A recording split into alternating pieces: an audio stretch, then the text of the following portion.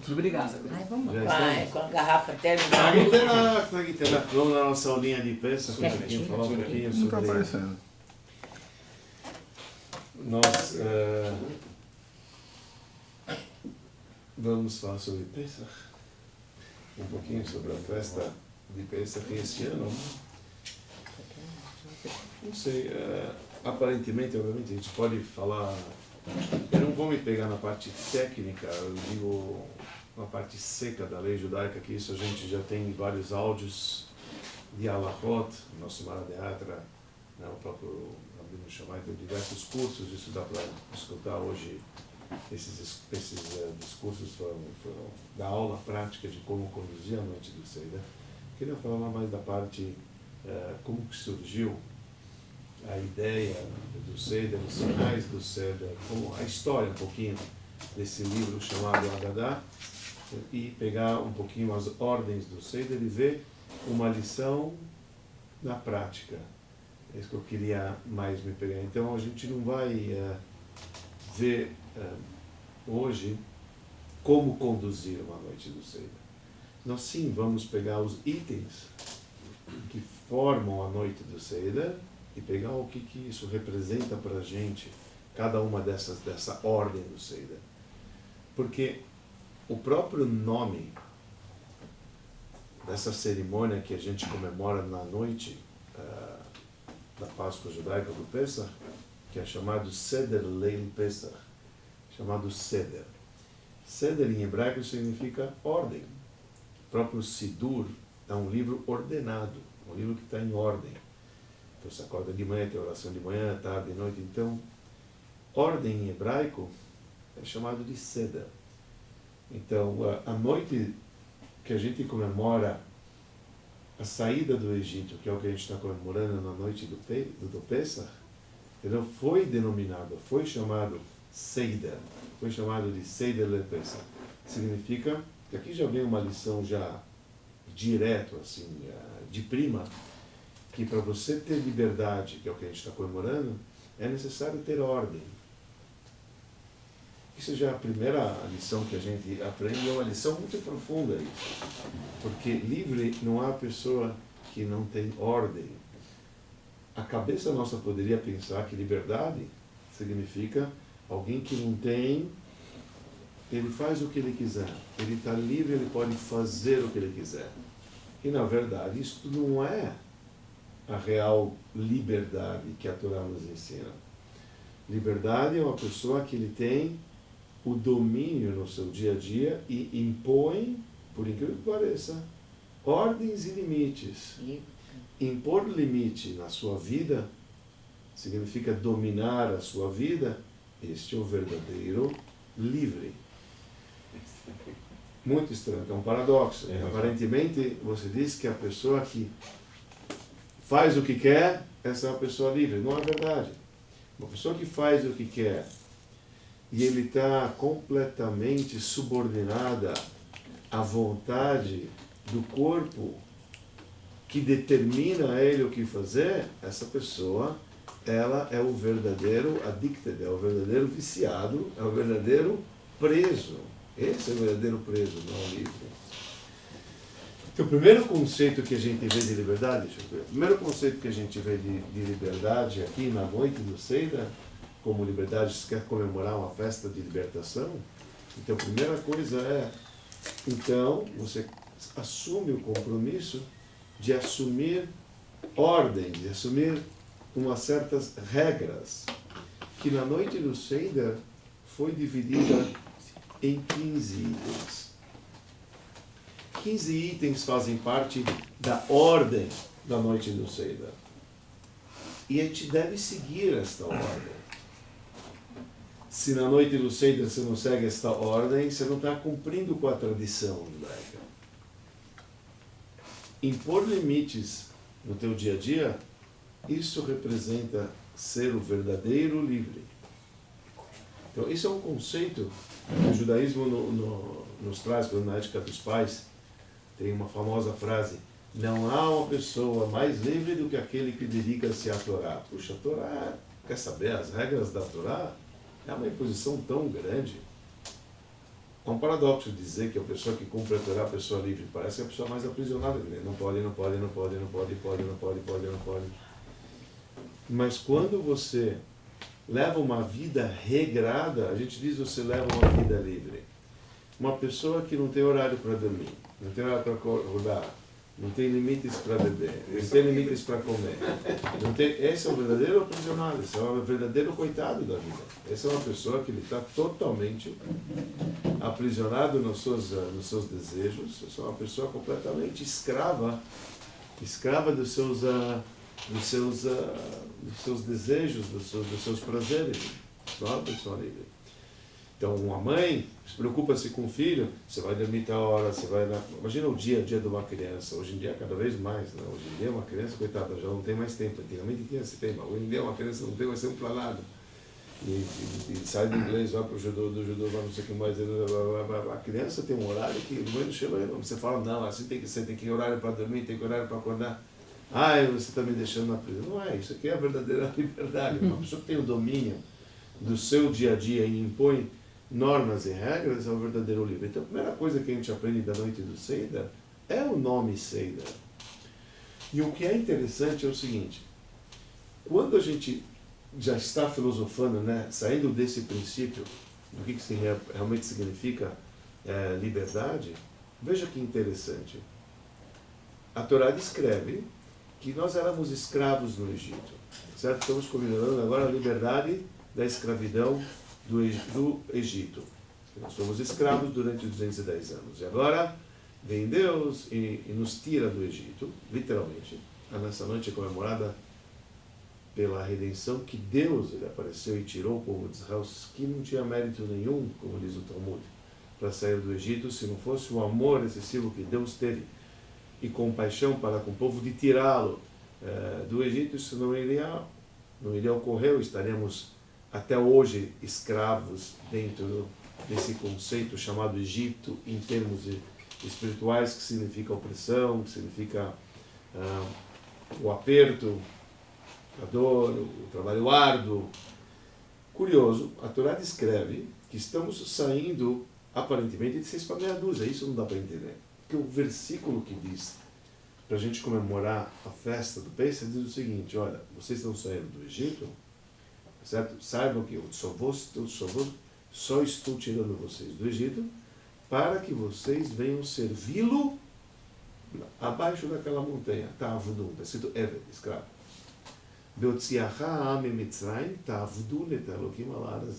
Ao tirar o povo do Egito, vocês vão ser escravos de Deus. Pô, escravo para escravo, o que eu estou ganhando nessa? E a grande verdade, seguindo nessa ideia que a gente estava falando, então hoje não, Está quebrado? Não está quebrado, mas talvez o ar vai ficar frio para algumas pessoas. Prefere frio? Com certeza. Vai ficar frio aqui também. Ali tá bom, já abri.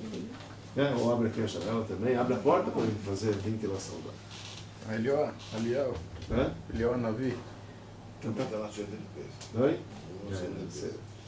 A ideia é o seguinte, que se você não tem um compromisso a seguir, você não está livre. Livre é a pessoa que ela sai de uma opressão e vai para um compromisso. Para pensar. Você pega uma pessoa que ela sai da prisão. Se ela não tiver um compromisso a seguir, ela volta na escravidão dela, na verdadeira escravidão. Ela vai voltar para a rotina dela de novo, ela vai voltar a falhar, ela vai voltar a roubar, vai fazer o que estava fazendo, etc. Por quê? Porque ela não saiu da prisão para a real liberdade. Real liberdade é ordem na vida. Se ele não tem ordem na vida, ele não tem liberdade. Então, quando Deus diz, vocês estão saindo de uma escravidão para outro compromisso, se realmente esse compromisso servir Deus naquela montanha, isto é a real liberdade para a gente. Quando a gente sai de uma imposição para um propósito de vida, ali eu chamo liberdade. E se eu olhar a história do Pesach como um todo, imagina só, a grosso modo, ok? Deus aparece, fala para Moshe, tenta convencer ele. Moshe não queria ir também. Então, Moshe tinha fugido do Egito também, não queria redimir o povo. dizendo que achava que por merecer quem sou para poder falar, aquela discussão toda na árvore, na sarça ardente, discutir com Deus por 7 dias, na brincadeira. Deus teve que convencer Moshe para poder redimir o povo. Tá bom, Moshe vai redimir o povo.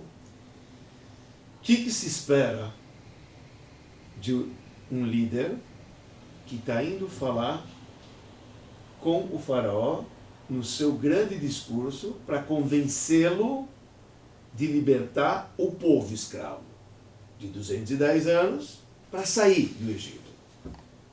No mínimo, de verdade, se Deus está mandando um representante ir lá falar com o faraó, você ia pensar, bom, putz, acho que devia estar toda a imprensa lá para poder ver como é que vai ser. O discurso! Moshe Rabbeinu está indo lá falar, amando de Deus, está indo lá falar com o faraó. Você pode imaginar o que ele vai falar? Hoje em dia, o que o cara ia falar? Olha, isso aqui é contra a resolução da ONU, que vocês estão escravizando o povo, não sei como vocês têm que pagar, isso aqui é contra aquilo que foi discutido em Genebra, aquilo foi contra a escravidão, isso aqui não é ser humano, isso não é humano, isso aqui vocês vão ter que pagar, porque isso não se faz, essa coisa lá. Qualquer coisa, fala uma coisa, dá um discurso bonito, fala uma coisa convincente. O que estava se esperando de Moshe Rabbeinu? Está indo falar com o faraó, ele quer convencer o faraó. Como é que ele convence o faraó? Quais são as palavras que Moshe Rabbeinu fala para o faraó? Para pensar, qual foi o discurso que Moshe Rabbeinu falou para o faraó quando mais se esperava que o representante de Deus veio falar com ele? Sabe o que ele falou? Moshe Rabbeinu chegou e falou, olha, você tem que libertar o povo de Israel. Ele falou, por que eu tenho que libertar o povo de Israel? É porque a gente tem uma festa lá no deserto. Tem uma festa para 3 dias, né? Uma festa. Isso mexia. Ele fala, é normal isso. É até perigoso dele ficar preso. Ele não, o faraó não podia É verdade, né? Falou isso. Podia matar ele na hora. Porque ele estava dentro do palácio. Podia matar ele na hora. Mas fala sério, isso é tecido natural. Não, é verdade, né? O discurso, qual foi o grande discurso é do Moshe? verdade. Ele sempre brigou para dispensar 3 dias. Depois ele mudou o discurso. Por que você quer que eu tire o povo? Porque Deus chamou a gente ter uma festinha lá. A gente vai fazer uma festinha lá no deserto, a gente tem uma festa. Nossa.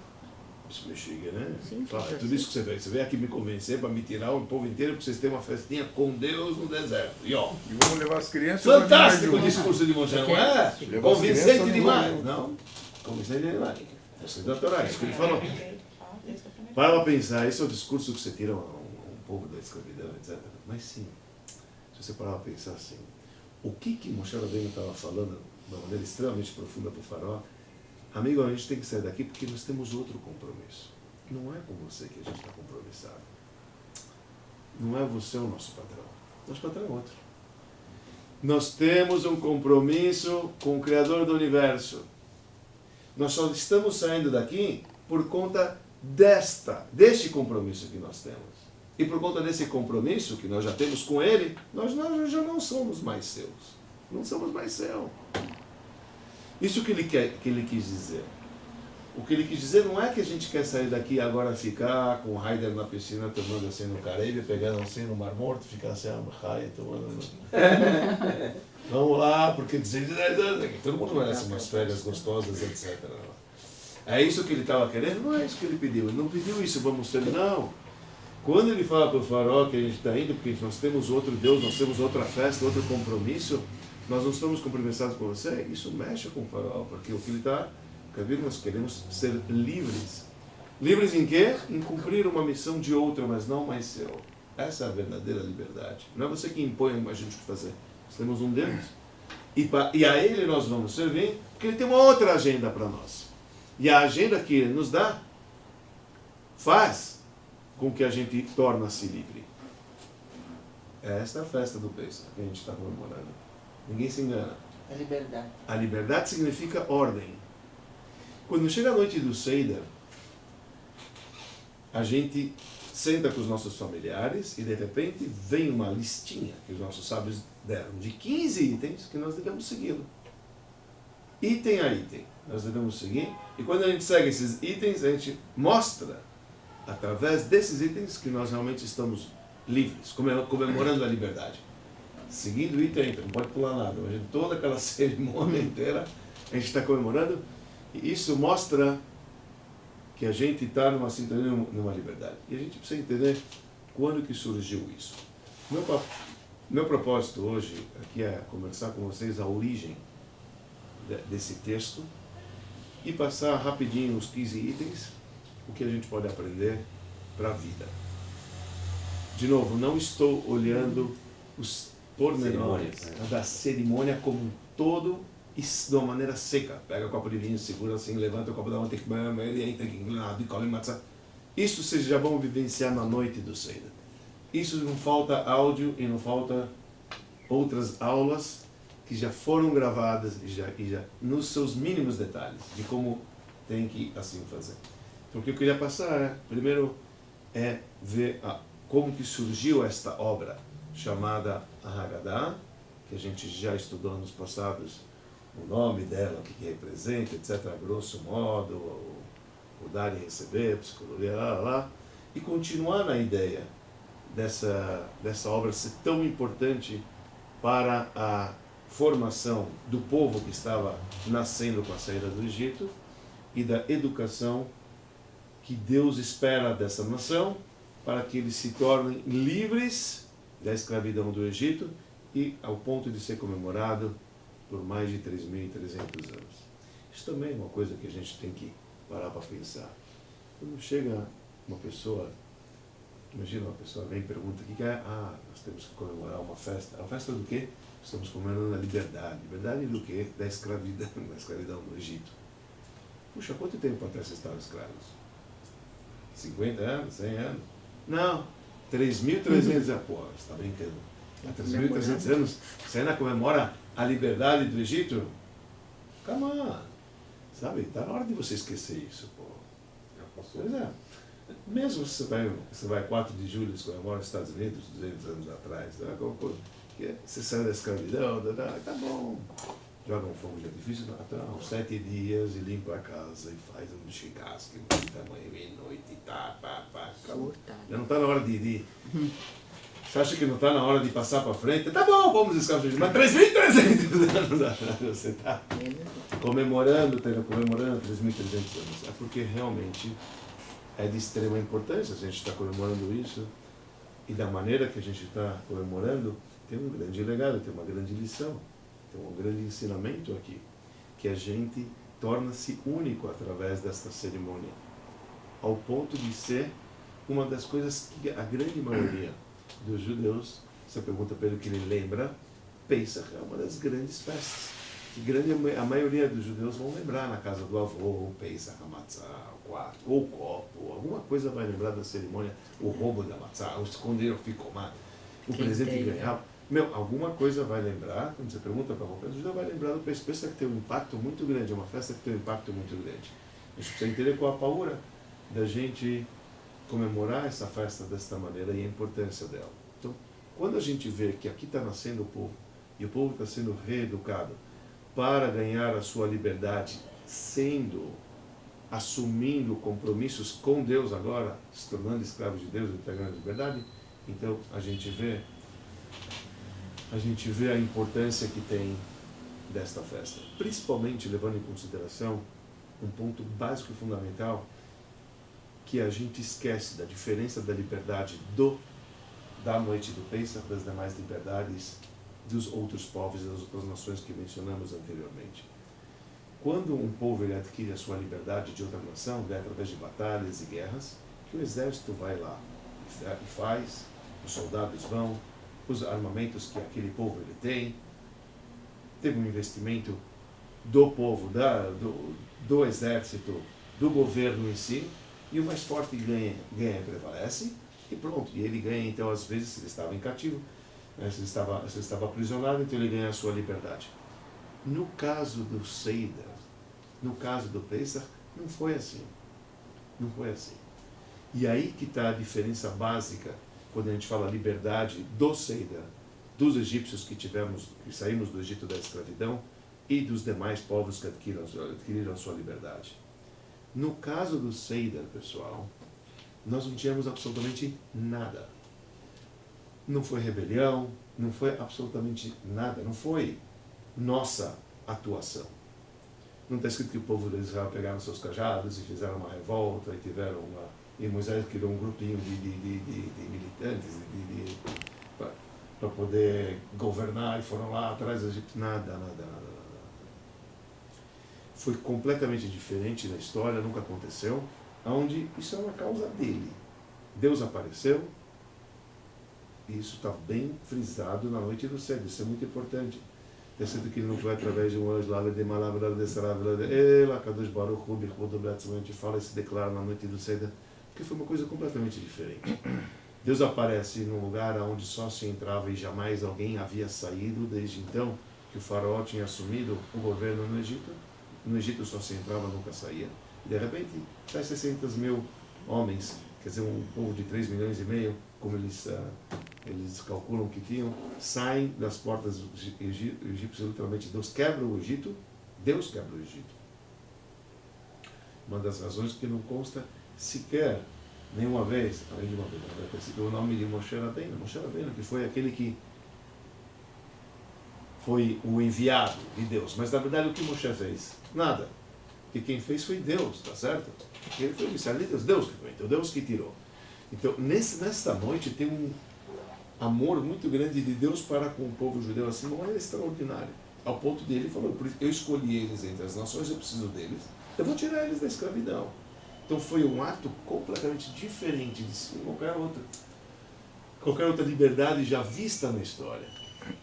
Desde outrora e aí também pós. Nunca você vai encontrar de novo uma salvação como essa, onde não houve uma intervenção do próprio povo. O povo simplesmente foi escolhido, Deus apareceu, jogou as pragas, veio através de Moshe, obviamente, mas só que quem fez tudo foi realmente Deus, e tirou o povo do Egito. Quer dizer, é uma comemoração diferente quando a gente fala sobre a noite do Seder, porque isso veio de cima.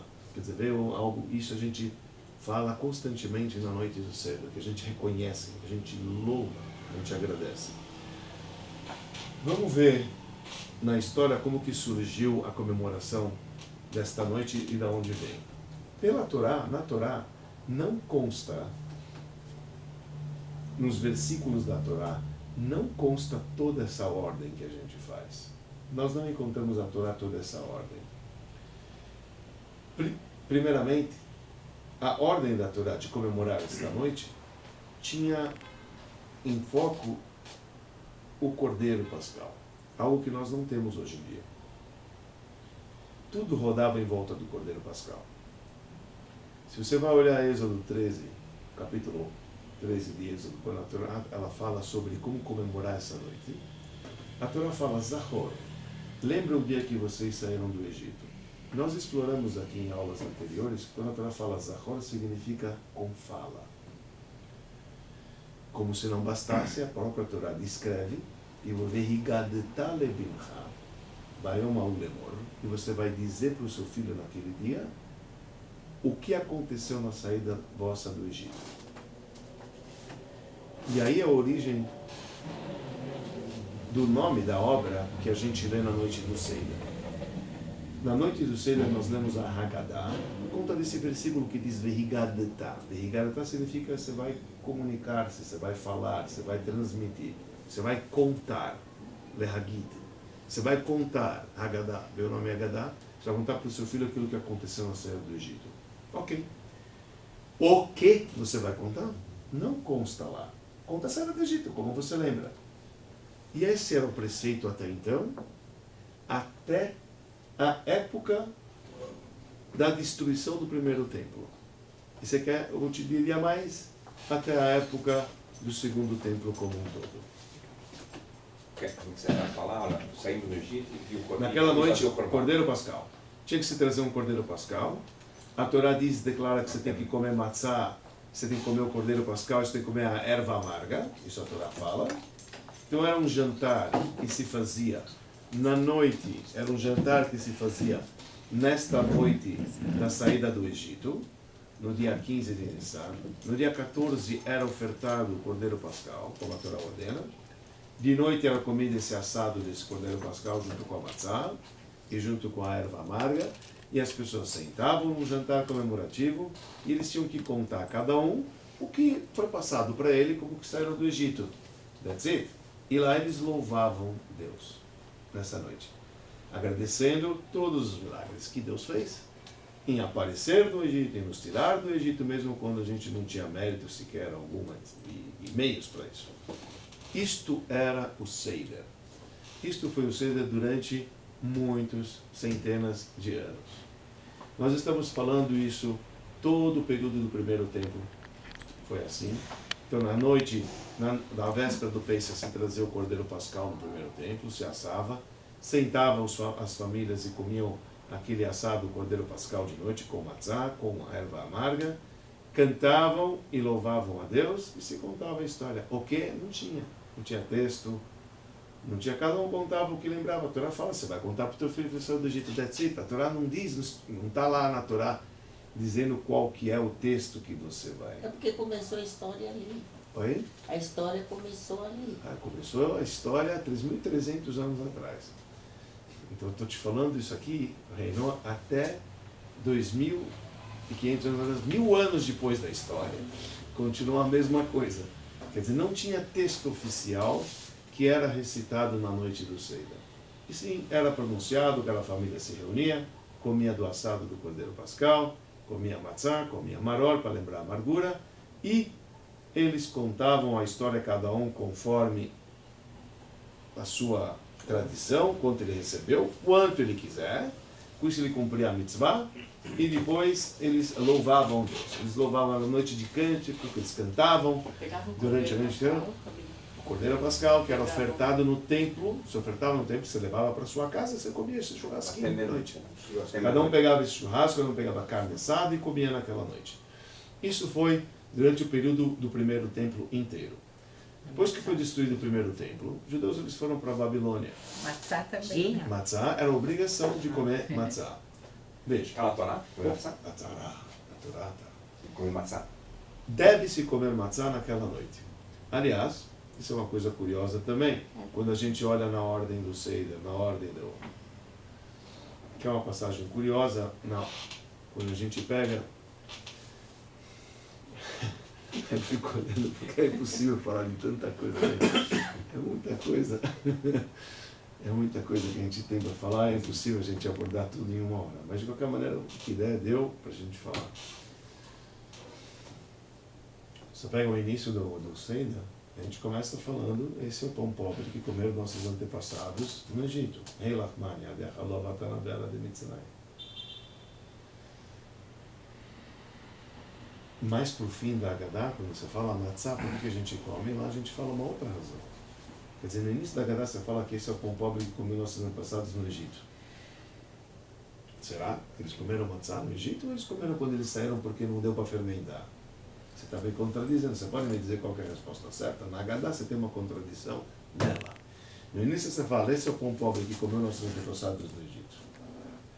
No final da Haggadah fala matzá azu al-shano chrim al-shumah. Por que nós comemos matzá? Lembra? Rabban Gamliel fala que tem que falar 3 coisas em Pesach. Pesach, matzá, agora. Quando você fala matzá, por que a gente gosta? Porque não deu tempo para fermentar a massa, que o povo estava saindo às pressas, então eles comeram a matzá. Quando eles comeram? Aonde? No Egito ou na saída? Na saída, não deu tempo, eles levaram a massa e eles comeram fora. Então, se eles comeram fora, eles comeram dentro. Você pode decidir, ali você fala que eles comeram matzá ou não, pão pobre, que eles comeram pão pobre. Aqui você está me falando não, que eles comeram na saída porque não deu tempo para fermentar. Quando que é verdade e quando que não? Então os dois são verdades. Por um lado, você diz que o pão pobre, quer dizer, eles eram escravos, então eles comiam pão pobre. Ok. Mas por outro lado, tem algo que a gente esqueceu. Que isso é claro, que eles comeram a matzá naquela noite, na noite do dia 15. Porque foi ordenado comer o Cordeiro Pascal sobre matzot. Eles tinham que fazer matzá. Eles fizeram matzá para poder comer com o Cordeiro Pascal. Porque o Cordeiro Pascal não era permitido comer com pão. Eles foram ordenados comer matzá naquela noite. Então eles produziram matzá, não é que não deu tempo, eles tinham que fazer matzá. 3 dias para fazer. Eles fizeram matzá. Eles fizeram matzá para poder comer naquela noite. Também, acho que eles também comiam matzá no Egito antes. Que era chamado pão pobre. Então, uma explicação disso que eles comiam, porque era pão pobre, que era para os pobres, você dava aquele pão antes de fermentar, você dava para eles comer naquela bolacha que saía a produção, etc. Isso é uma explicação. Mas outra explicação clara e objetiva é que na verdade a Magadá fala que eles saíram porque não deu tempo para. Realmente não deu tempo, eles saíram naquela noite. Mas eles comeram matzá com o cordeiro pascal, quando eles trouxeram a oferenda, eles comeram porque tinham que comer o cordeiro pascal com matzá. A ordem foi comer com matzá, vocês estão? Al matzot, umrorim e ochilu. Está escrito na Torá que vocês vão comer o cordeiro pascal com matzot e com maror. Assim vocês vão comer o cordeiro pascal. Quer dizer, então tinha uma ordem. Oi? Não, não ainda. Estavam lá na noite. Teve a noite, a morte dos primogênitos, e em seguida a gente saiu nessa. Quando a gente saiu do Egito, teve que logo no dia seguinte, de manhã, durante o dia, a gente saiu do Egito. Nós não saímos de noite, nós saímos de dia. Durante o dia a gente saiu do Egito. Então, a gente atravessou o mar durante a noite. O 7º dia da noite de Pesach foi quando a gente atravessou o mar, porque demorou 6, 7 dias até eles chegarem ao mar. Daí quando chegaram no mar, então os egípcios vieram atrás, e naquela noite, então a gente atravessou, não, a gente deu meio círculo, né, porque a gente saiu do mesmo lugar que a gente entrou. Isso nós sabemos dizer. Então eles deram meia volta e saíram no mesmo lugar, e os egípcios eles entraram no mesmo lugar. Isso foi de noite. Isso foi à noite. Na noite que eles atravessaram, no dia seguinte de manhã eles viram os exércitos caindo. Mas o dia que eles saíram, mas está escrito, foi um dia que eles... Gadol, não foi que eles saíram? Não. Shabbat Gadol eles fizeram o cordeiro, né? Não, também não. Shabbat Gadol eles pegaram o carneiro e levaram para casa, mas era 4 dias antes do cordeiro. Amarraram nas camas, né? Isso aqui era o Shabbat Gadol, isso aconteceu no dia 10 de Nissan, já caiu no Shabbat. Agora esse Shabbat. Foi agora no Shabbat. Agora, né? Foi Shabbat. Já foi? Foi Shabbat. Agudo. Na verdade, a grande verdade, Shabbat Gadol naquele ano caiu dia 10, que é o dia de hoje. Hoje à noite. Agudo. Hoje à noite. Hoje Hoje é o... é o dia do que eles pegaram o carneiro. Hoje é dia 10 de Nissan. Dia 10 de Nissan foi o dia que eles pegaram o carneiro e eles amarraram na cama e ficaram 4 dias com o carneiro amarrado na cama. Imagina que agradável, você vai dormir com a tua esposa, tem lá uma carneirinha, um despertador automático. 4 dias, porque eles ficaram lá 4 dias, então os egípcios perguntaram para eles: o que vocês estão fazendo com o carneiro? Ele falou: daqui 4 dias a gente vai abater o teu Deus e Deus vai tirar a gente do Egito. Ah, e nesse dia ele vai matar os primogênitos. What? Então os egípcios Começaram a brigar entre eles. Começaram a brigar entre eles, e teve uma guerra civil entre eles, e eles começaram a se matar entre eles. Então por isso é chamado Shabbat Gadol, foi um grande Shabbat, um grande milagre aconteceu. Bom, voltando à história. Na prática... Não, posso. Pode. Você tem que seguir o ceder dele aí. Mais, tem que seguir o teu ceder aí, não? Não preciso seguir nada. Eu sei que eu vou seguir na noite, não sei. Ele nem chegou aqui ainda. Não, tô só... Tem as 15 coisas, as 15 etapas. Não Mas começou, isso a gente ele sabe, não falou a gente nem já a sabe as primeira. coisas. A gente já sabe. Mas tem mais uma ideia bonita. Uma historinha. História bonita, uma lição bonita. Quando você fala nesse trecho, quando a gente está falando aí, veja, esse trecho não é o trecho primordial da Haggadah, isso tudo bem. Mas de qualquer maneira é o trecho inicial da Haggadah. O trecho inicial da Haggadah se fala: esse pão pobre que o povo de Israel comeu. Depois, a primeira frase que você fala: todo aquele que tem fome, todo necessitado que vem e come. Que declaração é essa que você está convidando um cara para comer um pão pobre? Não tem outra coisa para você convidar? Me convida para tomar uma Blue Label. Você está me tomando uma beluga? Você está me comendo para tomar um dread? Tomar um cebola? Desce duro e reanima. Ai, que horror. Dreyer? Lembra? Conhaque Dreyer. Não sei se é Existe, Não é cachê. Tem que tomar cuidado. Eu só falei pela propaganda. Desce macio e reanima. Desce. Exato. Até falei que é duro porque não tem macio. Você já tomou? Não, bom, digo até o que é a história? Não, por que essa declaração está de repente no início da nossa Haggadah, que vem aqui todo aquele que tem fome, que vem e come? Você está chamando a pessoa. Aqui tem Jonathan Sachs, ele falou uma coisa maravilhosa. Jonathan Sachs, ex-rabino, chefe da Inglaterra, ele falou que Valdo que borda. Ele falou que ele tinha ele disse o seguinte, que ele tinha essa pergunta sempre: por que a gente começa uma cerimônia convidando alguém para poder vir comer o pão pobre, mas ele falou o seguinte, que depois que ele leu o livro tem um livro chamado O Ser Humano, quer dizer, que foi escrito por um senhor que ele, já falecido, um italiano, um judeu, famoso autor de livro, que depois que ele passou Auschwitz e Birkenau, ele chamava Primo Levi. Primo Levi, ele escreveu, foi autor de alguns livros, e nesse livro ele escreveu em 1946, depois da guerra em 45, ele escreveu que o seguinte, que logo depois da guerra, em Auschwitz, quando eles estavam lá, o período mais difícil depois da guerra foi o período que os nazistas já tinham ido embora, os russos ainda não tinham chegado na barraca e eles passaram quase 10 dias lá. E durante esse período, eles ficaram absolutamente sem nada. Porque lá, aí imagina, aí sem comida, sem nada, que não usaram. Quer dizer, os que estavam ainda sadios conseguiram sair, mas os que estavam hospitalizados, que estavam debilitados, esses caras ficaram abandonados literalmente. Literalmente. Então foi os piores dias, etc. Então ele falou que ele estava saindo para poder buscar alguma grama, para poder achar alguma pasta para poder comer. Enquanto chegou um colega dele, veio com uma coisa e ofereceu para ele comer. Falou, toma.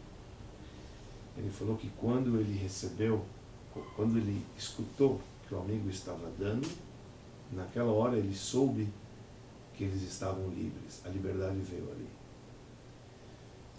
E ele explicou. Ele diz, em Auschwitz, na situação que eles passaram no campo de concentração, não existia você compartilhar. Compartilhar significa morrer. Se você desse para alguém o ínfimo que te deram, você deixaria de existir.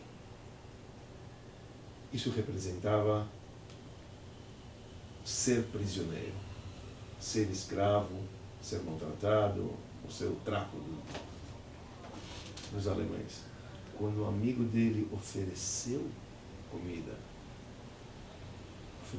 oferecer comida, ele entendeu que eles estavam livres. Ele entendeu que aí veio a liberdade. Liberdade começa na noite do Seder. Quando a gente declara, mesmo que você tenha uma coisa pequena, você quer? Vem e come. Eu tenho que te oferecer. Pode ser que é pouco, mas eu tenho que oferecer. Quando você tem o que oferecer, é o início da liberdade. Assim se comemora a liberdade. Profundo isso.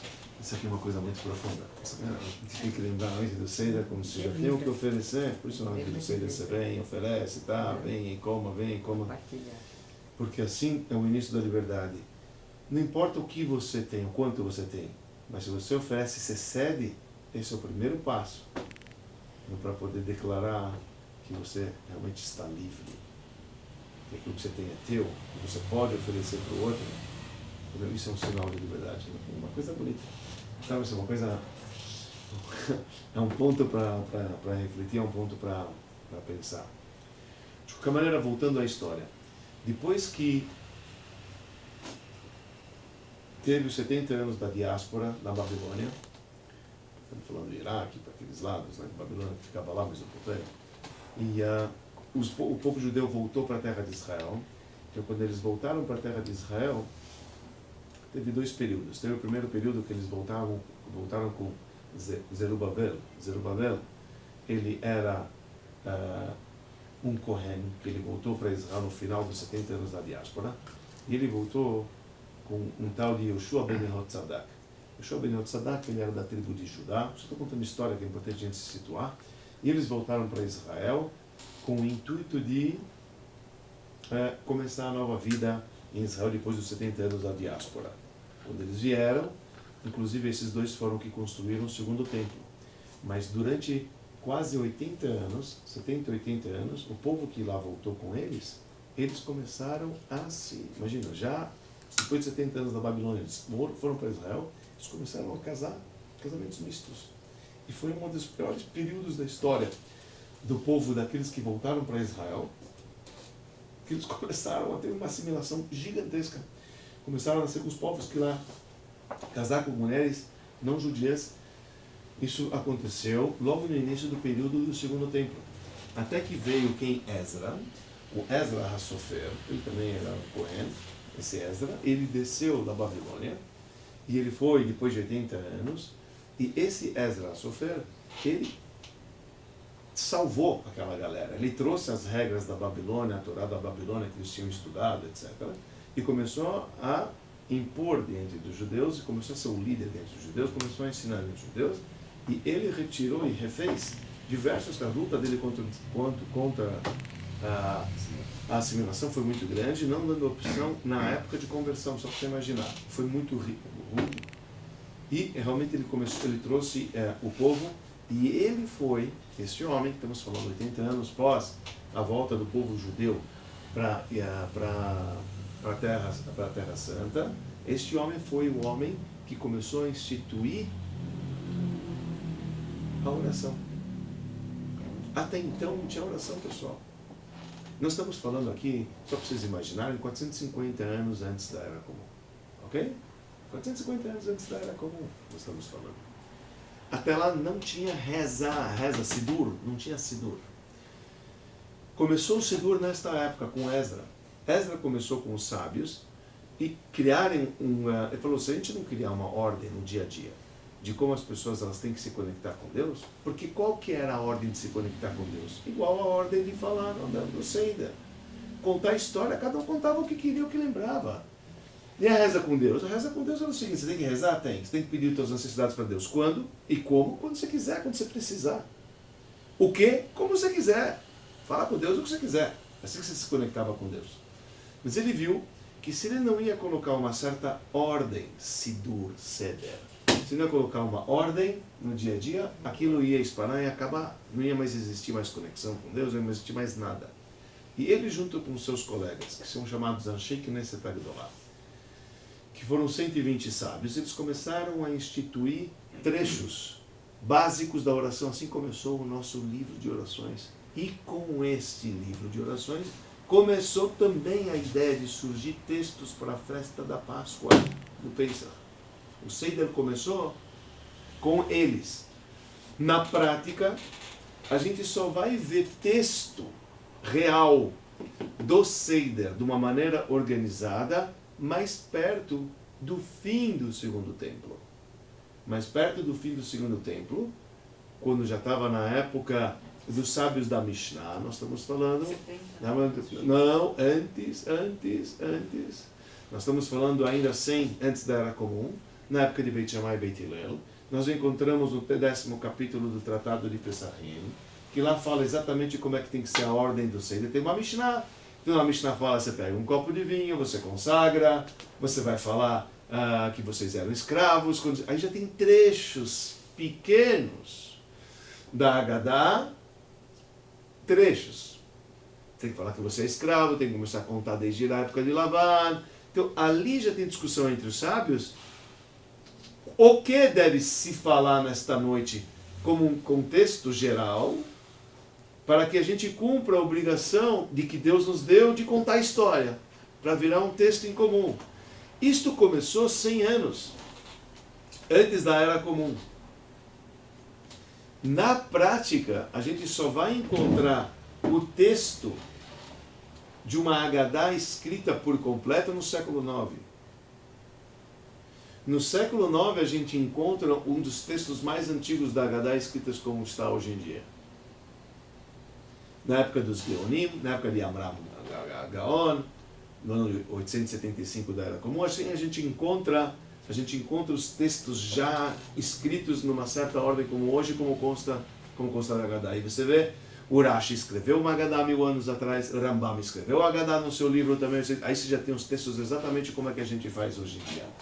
Abu Draham escreveu uma Haggadah, etc. São sábios que estão falando de 1000 anos atrás, que eles escrevem. Aí você vai encontrar o texto da Haggadah como nós encontramos, que são baseados no texto que começou Ezra com o seu tribunal a ordenar, que foi como Hillel e Shammai, baseado assim anos antes da Era Comum, determinou na época, eles eram sábios do Talmud, na época da Mishnah, que isso está no Tratado de Psachim, que eram pequenos, e depois foram elaborados de uma maneira tal que chegou para nós nesses 15 itens que nós temos hoje em dia, que é chamados 15 itens da noite do Seder, que a gente segue esses 15 itens.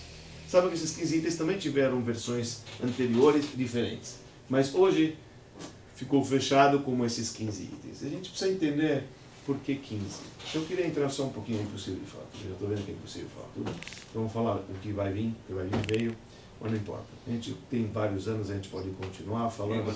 O que era importante é a gente saber a origem. Sim, muito bom. Eu acho que é importante a gente saber a origem do que está rolando nessa noite e como que surgiu e por que a gente fala tudo isso. Então vamos falar alguns tópicos que eu acho que é importante a gente falar. Por que 15? 15 não é um número redondo, tá certo? Uns 10 para 10. Esse é 18. Não é? 18. É a camisa 10 da seleção, não é 10? É 10. 10 é o que é o número íntegro que a gente fala. Com 10 falas Deus criou o mundo, existem 10 mandamentos, 10 poderes da alma. É 10. 10 dedos. 10 dedos, 10 é tudo. Por que de repente 15? 15 claples, 15 não tá legal, oi? A lua cheia, olha, tem uma indicação aqui, tá vendo? Aí já deu um golaço aí. O que tem a ver com a lua cheia? É a noite que você comemora. A noite que você comemora o Pesach é 15. É 15, é a lua Todas as cheia. festas são. Todas as festas estão ligadas com 15. Menas, Oi? Menas, O Shavuot. Shavuot é dia 6, tá certo? Ou Rosh Hashanah Rosh é dia 1. Hashanah. Rosh Hashanah Shavuot não é é dia festa. 1. Yom Kippur é dia 10, nós vamos na festa. Mas Pesach, Shavuot e Sukkot. Pesach, na verdade, Shavuot não está ligado com o dia 15, está ligado com o dia 6. Mas também Pesach, Shavuot e Sukkot também está ligado com o Seder. Estou me coçando para falar, mas calma. Se concentra. Termina de mata. Hoje. Então qual que é a ideia do 15? 15 a gente diz o seguinte, isso é muito importante, muito Eu importante. nasci 15. 15 é muito bom. 15 está escrito, é lua cheia. É quando realmente Deus ele apareceu naquela noite e tirou a gente do Egito. 15 são as duas primeiras letras do nome de Deus, tetragrama. O tetragrama se escreve com as letras Yud, depois Rei, depois Vav e depois Rei. Letra Yud e a letra Rei, primeira letra Yud e depois a letra Rei é da 15. Qual que é a ideia do 15? O que é mostrar o 15 na ordem do Seder? Significa o seguinte, aliás a gente vê isso direto na ordem também do Seder. O Yud representa íntegro, o Rei metade. Yud não é 10, Rei não é 5, 5 é metade de 10, tá certo? Numa das passagens do Seder, a gente quebra a matzá no meio. A matzá, que termina com Rei, a matzá representa o quê? Humildade. Você quebrar. Oi? Por quê? Não, mas por que o primeiro dia é da saúde? Não é? Isso o Zohar fala. Da fé, da fé e da cura. Da fé e da cura. Diz o Rebbe, por que a matzá, por exemplo, vou atender o pedido da semana que ela interrompeu a hora, mas não tem problema. É escrito que a matzá, na primeira noite do Seder, é a matzá da fé.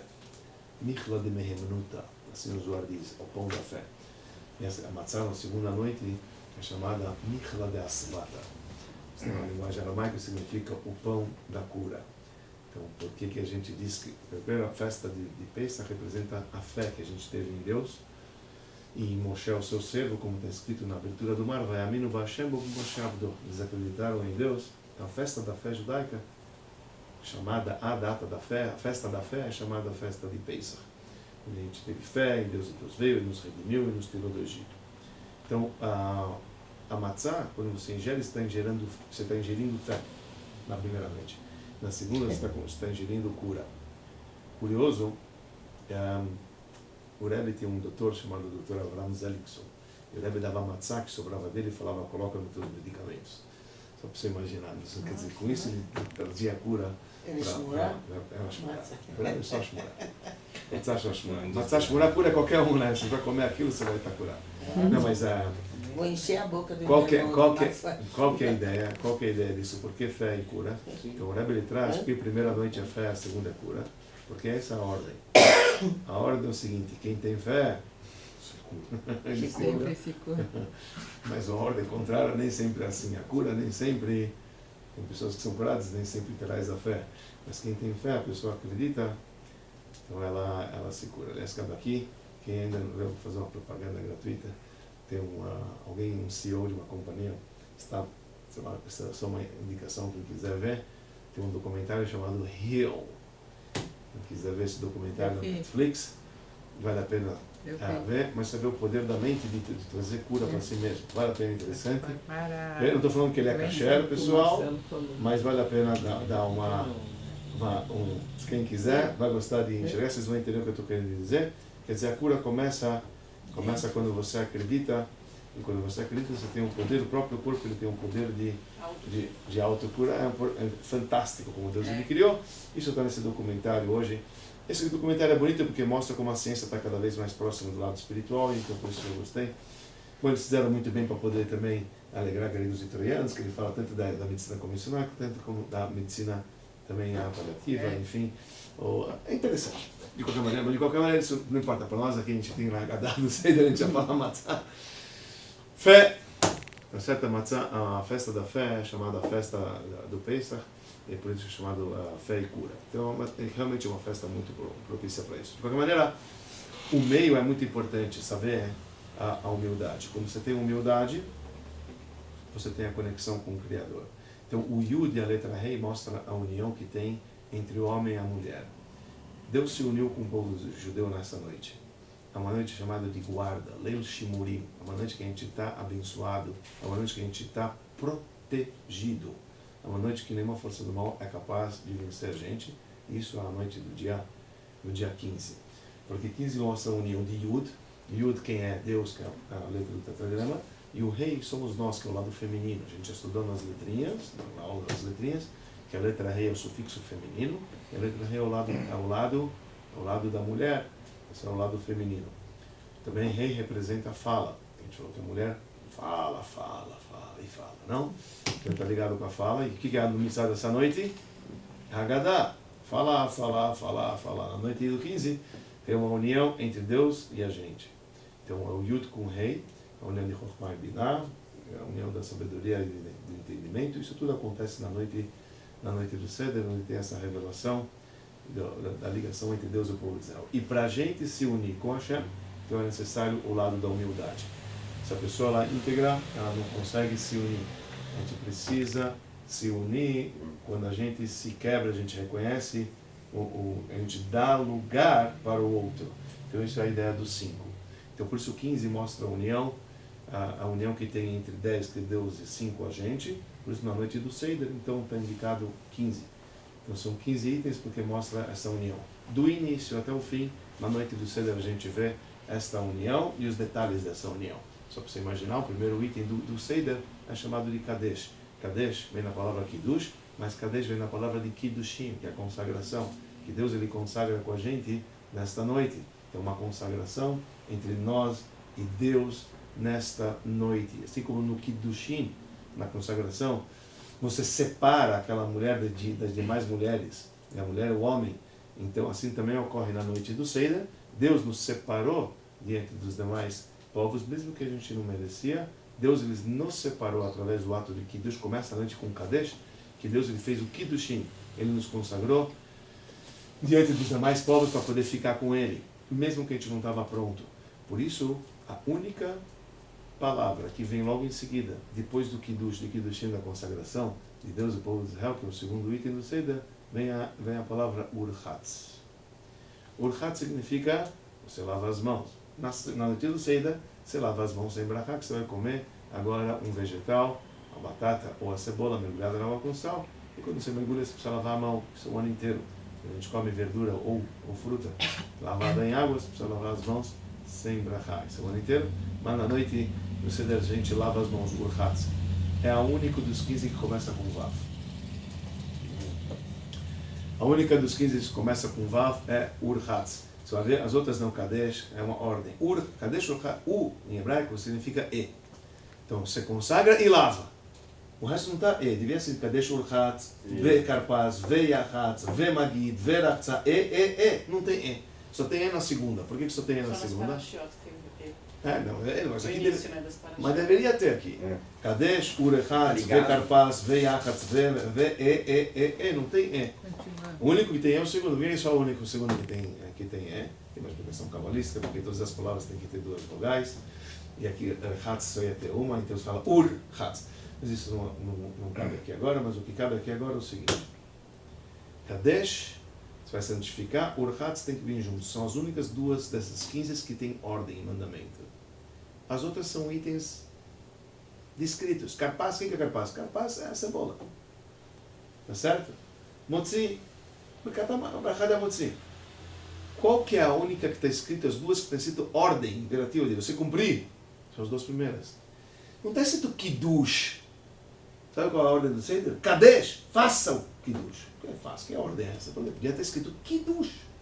Não é Kiddush que a gente faz um ano inteiro? Kiddush é o substantivo. É o substantivo, deveria ter sido substantivo e não verbo ordem. Os únicos que estão em ordem dos 15 são os dois primeiros. Kadesh Urchatz. Por quê? Por quê? Por que Kadesh Urchatz? Os dois têm que vir juntos.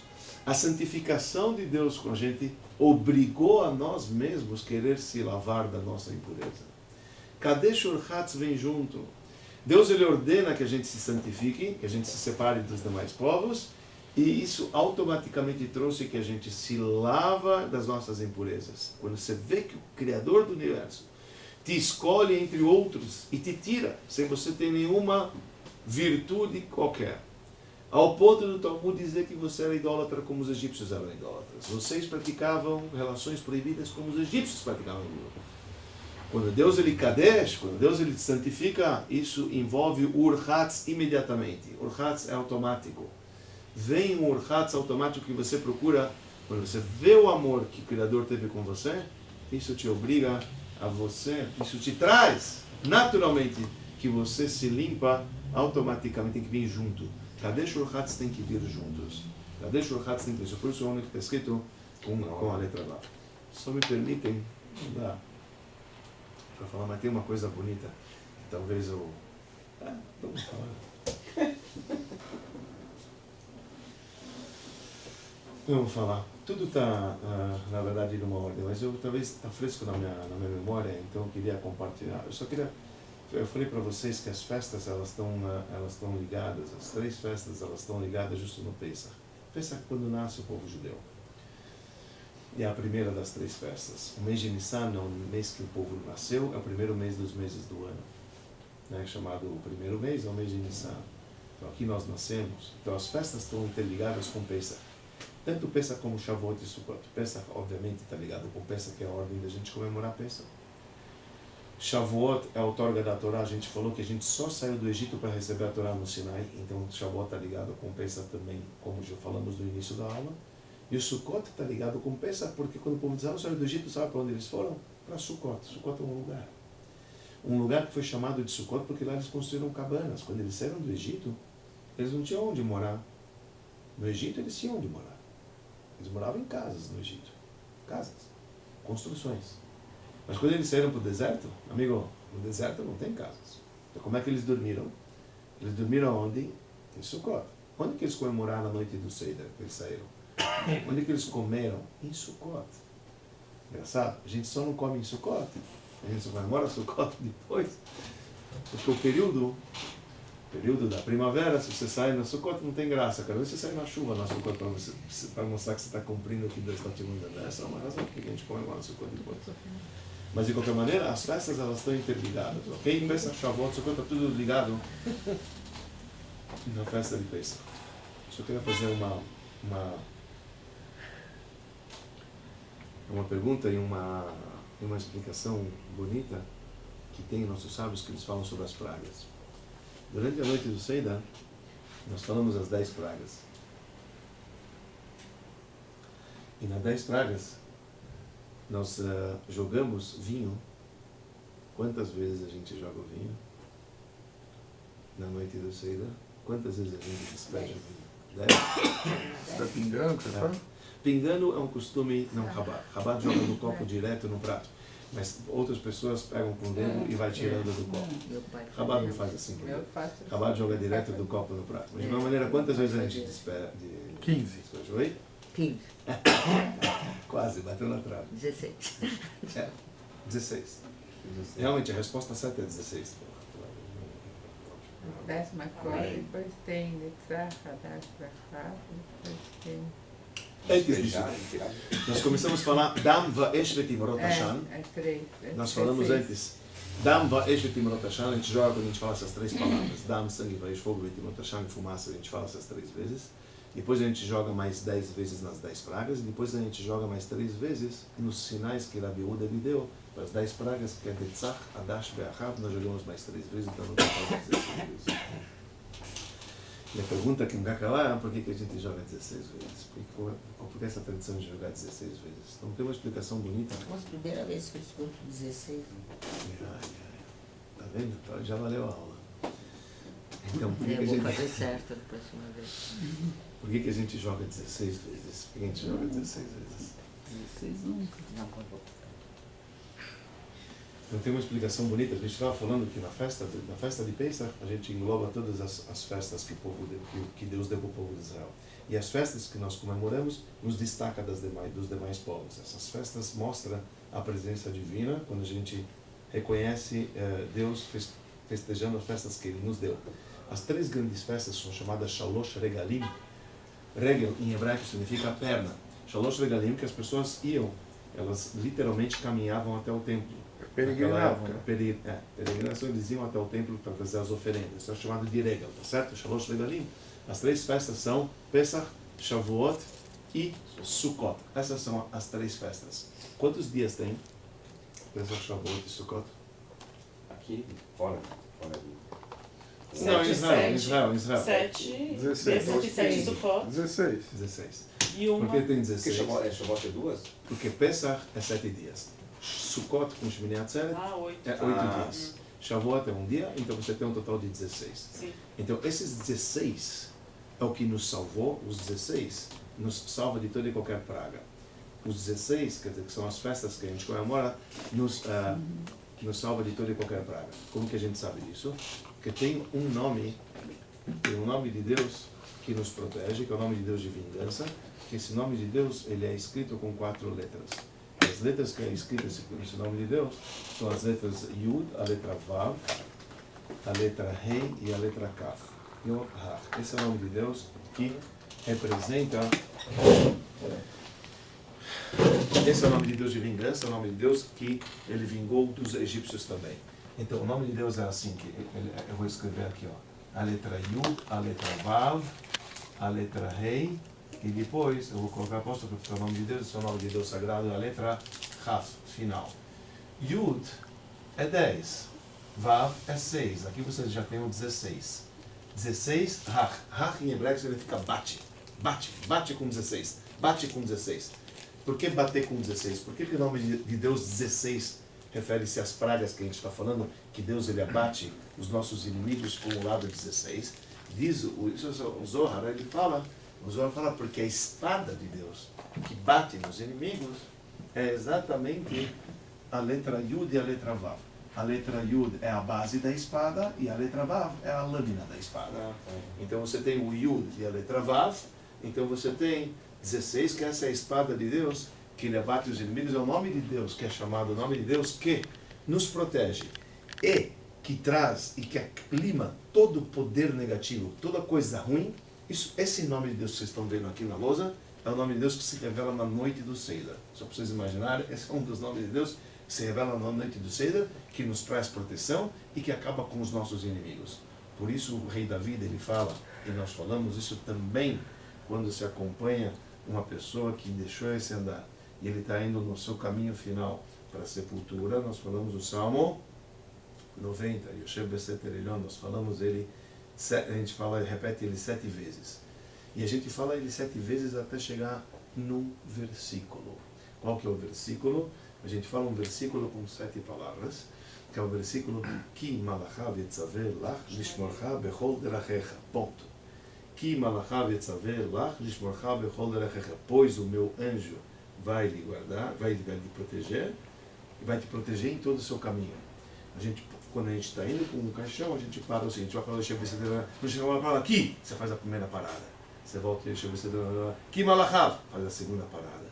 Aí depois você faz a terceira parada. Assim que você faz até o caminho final para deixar o corpo se para 7 vezes falando esse versículo. Por que a gente fala esse versículo? Que o teu anjo vai te proteger, para te proteger no teu caminho, para que as forças do mal não venham agora se apoderar da pessoa que está sendo julgada diante de Deus. A gente pede para ela proteção. O que a gente invoca? A gente invoca esse nome de Deus. E nossos sábios falam o seguinte, quando você pega a frase Ki Malachav Yetzaveh Eita! Lach Yetzaveh Lach, tá certo? Que, pois o meu anjo que está me ordenando, que está me acompanhando, você pega as finais, que formam? As finais, dá esse nome aqui, nome de proteção. Ki Malachav Yetzaveh Lach. Você está vendo? As finais desse versículo, dá exatamente esse nome de Hashem que nos protege. Tá certo? Isso que é o nome de Hashem que nos protege. Por isso está escrito quando... E quem é que quer fazer mal para a gente? É Bilam, é Amalek, todo esse povo que queria fazer mal para a gente. Tá certo? Vem o quê?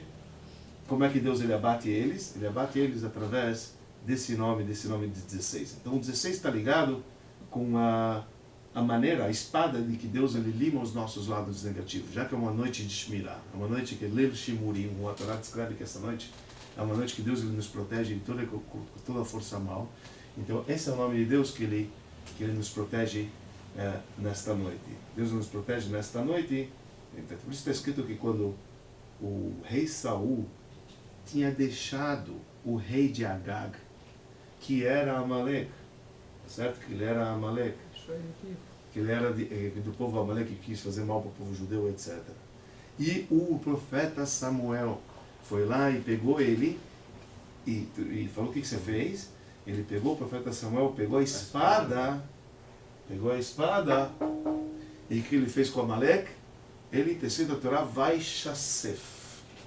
Está escrito no profeta, olha o que ele fez. Vaishasef.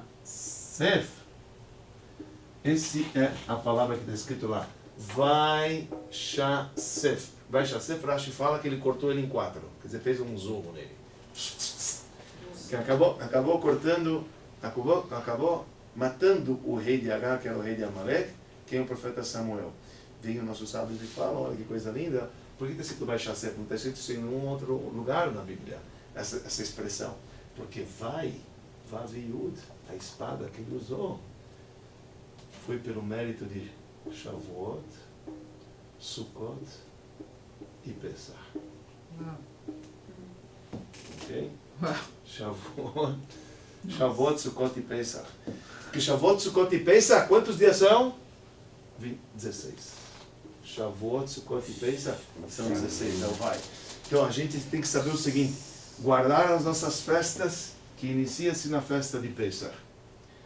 Quando inicia essa noite de Pesach que a gente vai comemorar, uma noite que Deus ele nos guarda, que Deus nos escolheu, que Deus ele nos escolheu para poder ser luz para as nações, para espalhar o monoteísmo, a paz e o dever e a bondade que cada um deve cumprir. Isso tudo inicia nessa noite do Seder. Então é uma noite que a gente está guardado, uma noite que a gente prospera, uma noite que Deus ele luta por a gente, é uma noite que a gente comemora realmente a liberdade, uma noite que a gente espera que Deus ele possa, como nos redimiu do Egito, possa nos redimir também na redenção verdadeira e completa, e que tenhamos um Pesach Kasher de Sameach.